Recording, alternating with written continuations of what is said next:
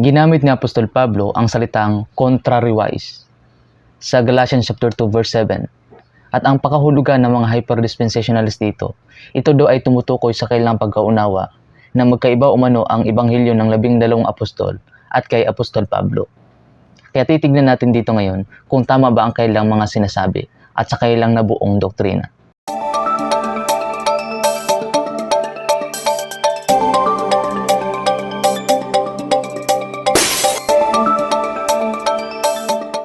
Ang Galatians chapter 2 verse 7 na laging ginagamit ng mga hyper-dispensationalists bilang patunay umano na magkaiba ang ebanghelyo ng 12 apostol at kay Apostol Pablo ay hindi po sumasang-ayon sa kanilang sariling pananaw, opinyon at paniniwala. Dahil ang salitang contrariwise dito ay hindi po tumutukoy na magkaiba ang ebanghelyo ni Pedro at ni Pablo, kundi tumutukoy ito sa kanilang destinasyon sa pangangaral. Kaya nga ang sabi dito ni Apostol Pablo, but contrariwise. Ang problema kasi ng mga hyper-dispensationalists, nakalins itong salitang contrariwise sa kailang paningin. At ang kailang pangunawa ay nakaikot lamang dito sa verse 7, na para bang nakakulong sila sa isang box na hindi nila nakikita sa labas. Dahil dyan, hindi nila nakikita na malawak pa pala yung labas. Anong ibig kong sabihin? Na hindi nakikita o hindi tinitignan ng mga hyper-dispensationalists ang kabuuang konteksto sa ibig sabihin ni Apostol Pablo. Kaya babasahin natin at ipapaliwanag natin ng maayos sang-ayon sa ibig sabihin ni Apostol Pablo. Ang sabi dito ni Apostol Pablo, when they saw that the gospel of the uncircumcision was committed unto me. Ang salitang uncircumcision dito ay tumutukoy po sa mga hintil kagaya po natin. At ang karugtong sabi niya, as the gospel of the circumcision was unto Peter. Ang salitang circumcision dito ay tumutukoy sa mga Hudyo. Now, ang ibig sabihin dito ni Apostol Pablo, ang pangangaral ng ebanghelyo or ng kaligtasan sa mga Hudyo ay ibinigay kay Apostol Pedro. At ang pangangaral ng ebanghelyo ng kaligtasan sa mga Hentil ay ibinigay kay Apostol Pablo. Kaya nga po, throughout their ministry, nakapokus si Apostol Pablo sa mga Hintil. At ang 12 apostol naman ay nakapokus sa mga Hudyo.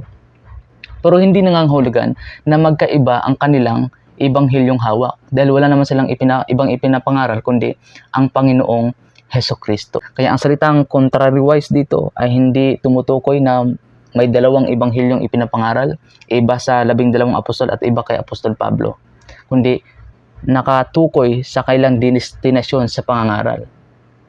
Ngayon, kaya nga po makikita natin na sa ministry ng Apostol Pablo, sa kanyang pangangaral ng ebanghelyo ng Panginoong Hesukristo, may mga Hudyo din pong nangaligtas nung sumampalataya sila sa ipinapangaral ni Apostol Pablo. Ganun din sa pangangaral ng 12 apostol, sa ebanghelyo ng Panginoong Hesukristo, marami din pong mga hintil na naligtas.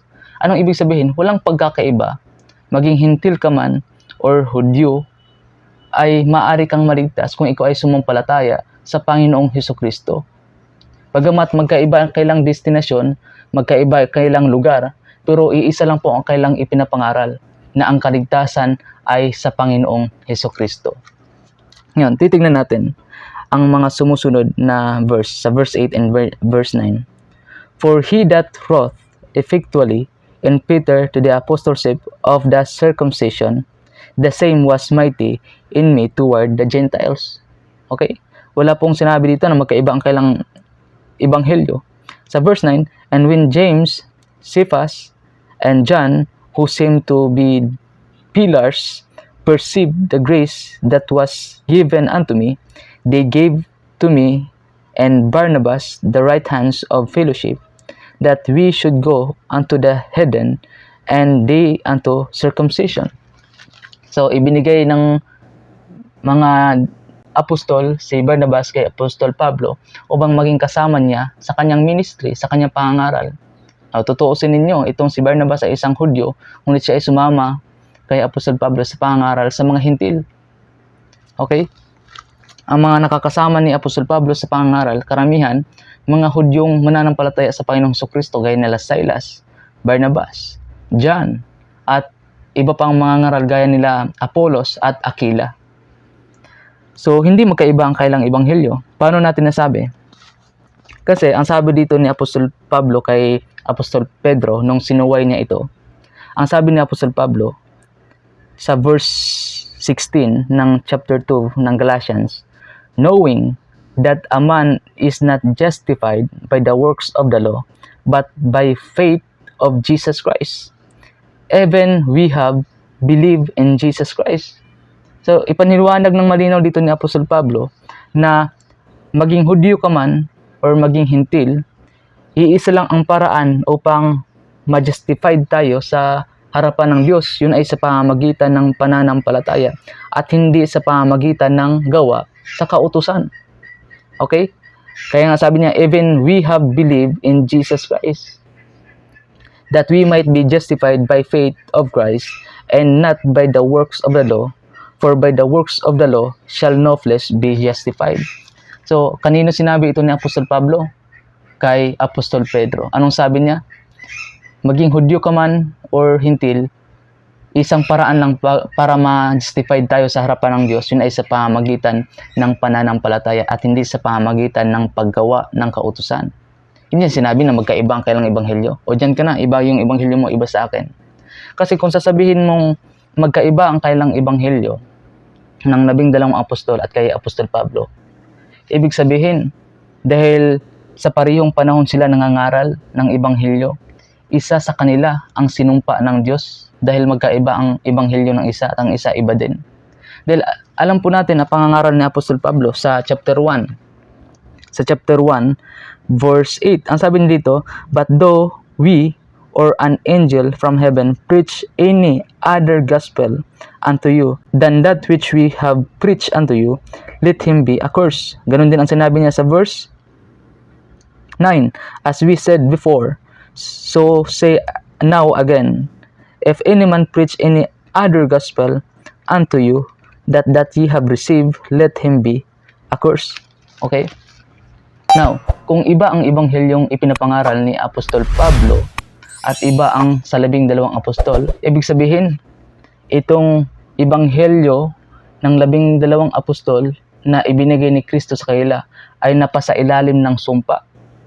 Dahil ang sabi ni Apostol Pablo, ang sinumang mangaral ng ibang ebanghelyo ay hayaang masumpa. Yan po ay hindi makatuwirang pangunawa ng mga hyper-dispensationalists.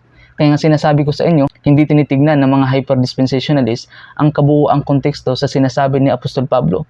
Dahil sapat na sa kanila ang isang verse at bibigyan nila ito ng conclusion agad without knowing, without seeing the whole context of the Bible. Ngayon, ano pang magpapatibay na mali ang pagkaunawa ng mga hyper-dispensationalists sa kailang pagkaunawa na magkaiba ang ebanghelyo ng 12 apostol at kay Apostol Pablo? Kung babalikan po natin sa Acts chapter 15, nung nagkatagpo ng mga false brethren sila Apostol Pablo sa kailang pangangaral, dahil may nangangaral na kailangan daw tuliin ang mga Kristiyano para maligtas.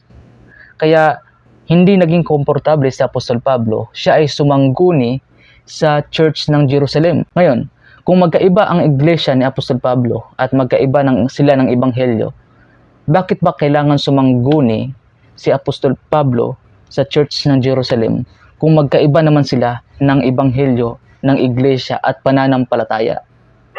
Pero alam nyo ba ang sinabi ni Apostol Pedro kay Apostol Pablo? Kagaya din ng sinabi ni Apostol Pablo kay Pedro dito sa Galatians chapter 2, verse 16. Tingnan natin ang sagot ni Apostol Pedro dito sa Acts chapter 15.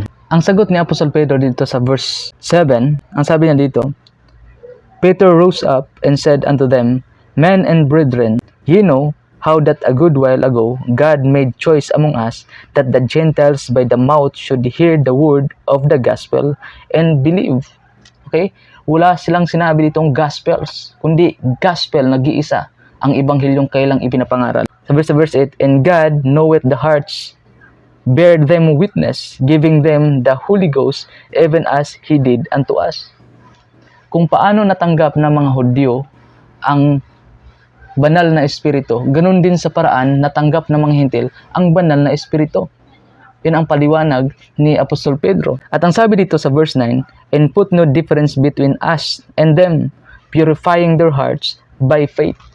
So malinaw dito na ipinaliwanag din ni Apostol Pedro na ang kaligtasan, maging Hudyo ka man or Hintil, pareho lang at walang pagkakaiba sapagkat iisa lang ang ebanghilyong ating tinanggap at sinampalatayaan. Yun ang Panginoong Hesukristo ay namatay para sa ating kasalanan. Magkapareha ang sagot ni Apostol Pedro at Apostol Pablo na ito ay naligtas sa parehong biyaya, sa parehong habag, at sa parehong pananampalataya. Kaya wag po kayong magpapaniwala dito sa mga hyper-dispensationalists na walang habas na ipinapangaral ang kailang sariling pangunawa sa Biblia at nililiko ang mga tao sa katotohanan sa pamamagitan ng kailang pagbubuo ng kung ano-anong katanungan bunga ng kanilang kalikutan ng kanilang pag-iisip.